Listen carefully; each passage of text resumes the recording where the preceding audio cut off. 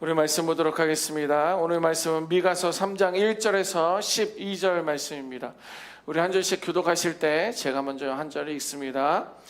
내가 또 이르노니 야곱의 우두머리들과 이스라엘 족속의 통치자들아, 들으라. 정의를 아는 것이 너희의 본분이 아니냐. 너희가 선을 미워하고 악을 기뻐하여 내 백성의 가죽을 벗기고 그 뼈에서 살을 뜯어 그들의 살을 먹으며 그 가죽을 벗기며 그 뼈를 꺾어 다지기를 냄비와 솥 가운데 담을 고기처럼 하는도다.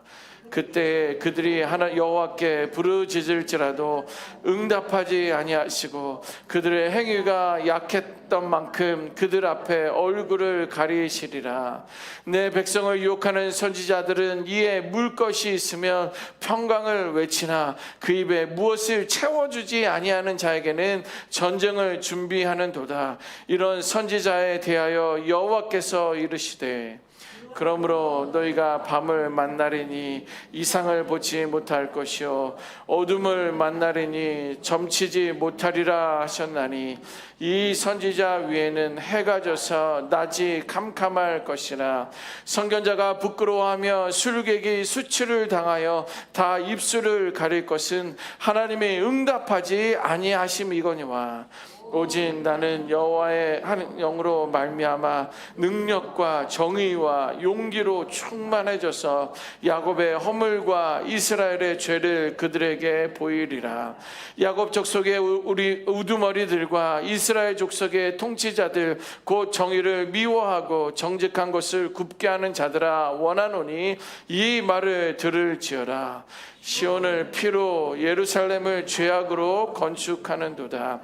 그들의 우리 우두머리들은 뇌물을 위하여 재판하며 그들의 제사장은 삭슬 위하여 교훈하며 그들의 선지자는 돈을 위하여 점을 치면서도 여호와를 의뢰하여 이르기를 여호와께서 우리 중에 계시지 아니하냐, 재앙이 우리에게 임하지 아니하리라 하는도다. 이러므로 너희로 말미암아 시온은 갈아엎을 밭이 되고 예루살렘은 무더기가 되고 성전에 사는 수풀의 높은 곳이 되리라. 아멘. 사람들은요, 권력을 가지고 있을 때 그 본질이 드러납니다. 그 말의 의미는 뭐냐면 자신이 가지고 있는 이 권력이 섬김을 위한 자리라면 그 권력은 빛으로 드러나게 되어 있고요. 자신의 권력이 사욕을 위한, 개인의 욕심을 위한 그러한 자리라면 그 권력은 어둠이 된다라는 거예요. 그래서 오늘 본문은요, 권력자들과 지도자들의 타락을 고발하고 있다라는 거예요. 권력자들, 지도자들, 그들에게는 권위와 권세가 부여되어 있는데 오늘 말씀을 보면서 너무도 두렵고 또 혹은 앞으로, 지금은 아닐지라도 앞으로 나의 삶이, 나의 사역이 그리 되지 아니하도록 저를 향한 그런 메시지이기도 했습니다. 권력자들의, 지도자들의 타락을 고발하고 있는데 당시 그들은요, 하나님의 이름을 빌려서 자신의 이익을 차지하고 챙기고 있던 사람들이었습니다. 그랬던 사람들이 그 결과가 어떻게 되고 있는지 오늘 말씀은 보여주고 있습니다. 오늘 1절에서 4절에 나타난 권력자들과 지도자들의 모습은요, 정의가 사라지고 긍휼도 사라진 그러한 민낯을 보여주고 있습니다. 하나님께서 맡기신 백성들은 뭐예요? 그 양떼와 같은 자들이에요. 그래서 지도자들에게, 권력자들에게 주의 백성들의 양떼가 붙여졌다면, 그들의 손에 맡겨졌다면 그들은 보호와 돌봄이 있어야 했습니다. 그러나 그들은요, 양을 지키는 목자가 아니라 오히려 양을 잡아먹는 이리떼가 되어버렸다라고 성경은 말하고 있습니다. 2절 3절에 보면 미가 선지자는요, 충격적인 그러한 표현을 하고 있습니다. 2절 3절 제가 읽어봅니다. 너희가 선을 미워하고 악을 기뻐하며 내 백성의 가죽을 벗기고 그 뼈에서 살을 뜯어 그들의 살을 먹으며 그 가죽을 벗기며 그 뼈를 꺾어 다지기를 냄비와 솥 가운데 담을 고기처럼 하는도다.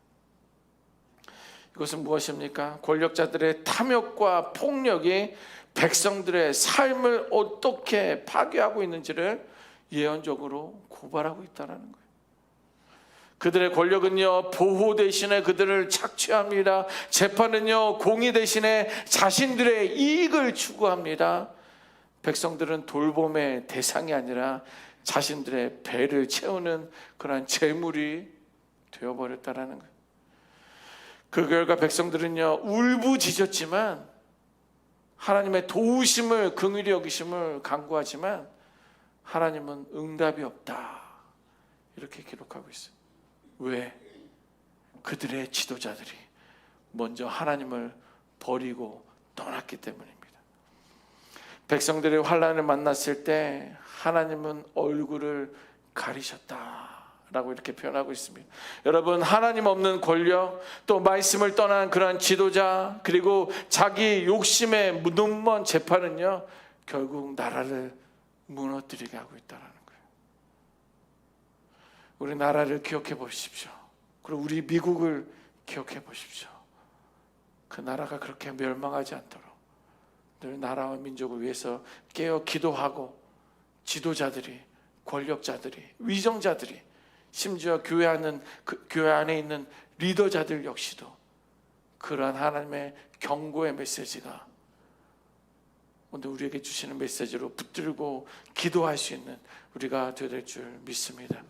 두 번째, 5절에서 8절에 거짓말하는 선지자들의 모습을 낱낱이 기록하고 있습니다. 거짓말하는 선지자들에게 먹을 것을 주면 그들은 평화를 선포하는 거예요. 선지자들은 하나님의 말씀을 듣고 그 말씀을 예언하는 자들인데요, 그 선지자들에게 먹을 것을 갖다 주면 그 선지자들은요, 평화를 선포합니다.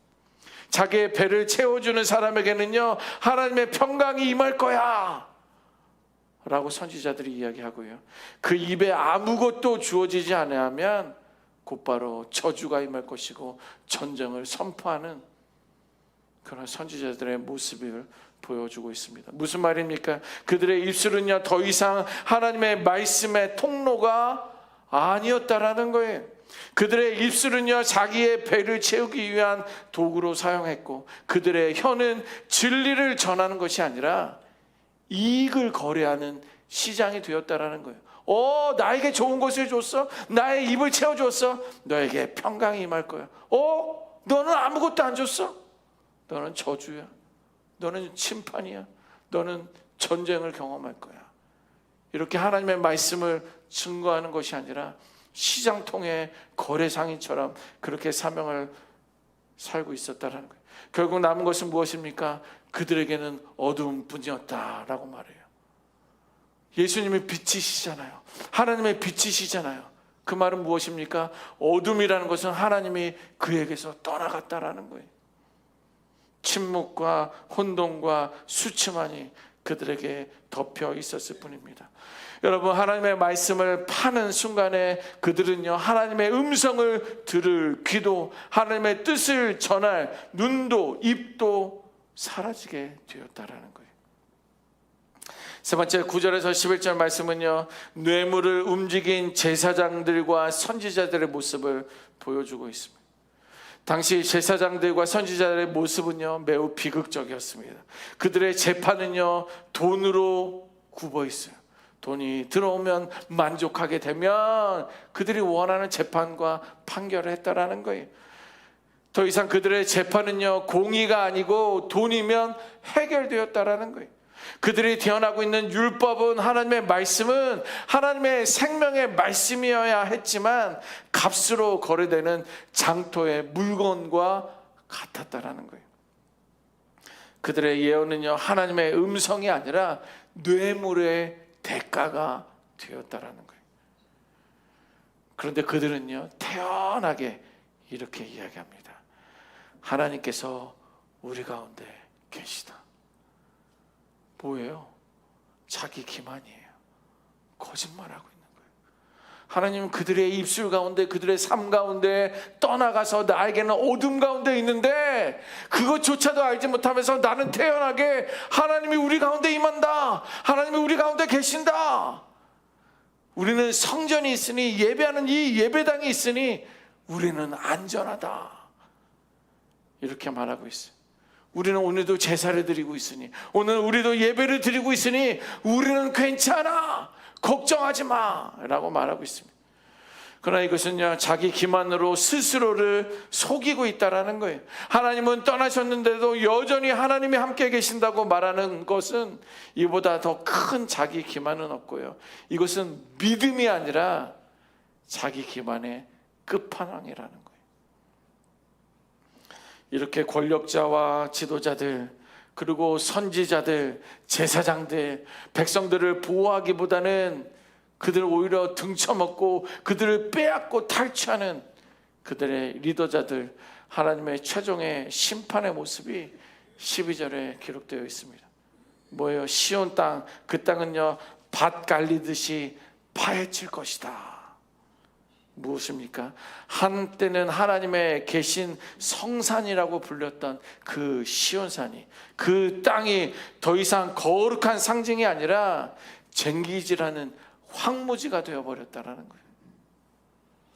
또 예루살렘은 어떻습니까? 그것은 돌무더기가 되었다.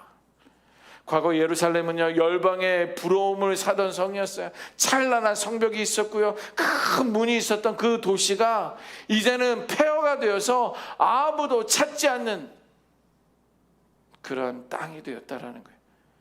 그리고 예루살렘 그 성전도 예외가 아니에요. 하나님의 이름도 죄를 감추는 방패가 더 이상 될 수가 없다는 거예요. 외형적인 성전의 존재만으로는 내적인 거룩함을 대신하지 못하기 때문입니다. 여러분, 오늘 메시지는 분명합니다. 첫 번째는 우리에게 주어진 이 권력은 섬김으로만 유효하다는 거예요. 오히려 자신이 가지고 있는 그 권력으로 다른 사람을 악행을 하고 그들의 굴려만 한다면, 사리사욕을 쫓는다면 그 권력은 어둠으로 바뀌게 될 거라는 거예요. 두 번째, 말씀은요 진리로만 힘을 얻게 된다라는 거예요. 하나님의 말씀은요 오직 하나님의 진리 안에서 나오기 때문에, 이 말씀이 진리로 선포되어질 때 이 말씀은 우리들의 심령을 찌르고 또 잘못을 드러내며 회개로 이끌 줄 믿습니다. 거짓된 위로는요, 왜곡된 해석은요 사람을 잠시 기쁘게는 할 수 있어요. 하지만 결국 그 영혼은 죽음으로 내모는 독이 된다라는 거예요. 말씀이 진리일 때만 그 말씀은 죄인을 살리고 공동체를 세우며 하나님의 나라의 능력을 이루는 능력이 되는 줄 믿습니다. 세 번째, 교회는요 정의 위에 세워질 때 하나님의 지배 역할을 감당한다는 거예요. 여러분, 오늘 우리 교회는 어떻습니까? 하나님은요 단순한 이 건물에만 계시지 않습니다. 화려한 전통이나 긴 역사가 교회를 지켜주지 않는다라는 거예요. 교회 안에 정의가 있을 때, 진실이 있을 때 그 사라진 교회는 설 수가 없다라는 거예요. 교회는 언제나 하나님 앞에 서 있는 공동체가 되어야 될 줄 믿습니다. 우리 안에 있는 지도자들이, 또 우리들의 리더자들이 먼저 무릎을 꿇을 때 교회는 다시 살아나게 될 줄 믿습니다. 목사님, 나는 아직 리더가 아니니까. 아니요, 여러분들의 한 사람으로 인하여 죄가 확 퍼지기도 하고요, 여러분들의 한 사람으로 말미암아 오히려 복음의 놀라운 능력이 이어지고 시작될 줄 믿습니다. 그리고 여러분들이 교회의 리더자들을 위해서 기도하고, 이 나라의 위정자들을 위하여 기도하고, 우리 목회자들, 그 선지자들, 예언자들, 선교사들을 위하여 기도할 때 그들이 하나님을 두려워할 수 있고, 그들을 통하여 하나님의 평강의 은혜가 이어지고 시작될 줄 믿습니다. 하나님의 말씀을 있는 그대로 전하고 또 그대로 듣고 순종함으로 이 마지막 때에 빛 대신 교회를 세워나가시는 그런 은혜가 시작되기를 주님의 이름으로 축원합니다. 아멘. 기도하겠습니다. 하나님,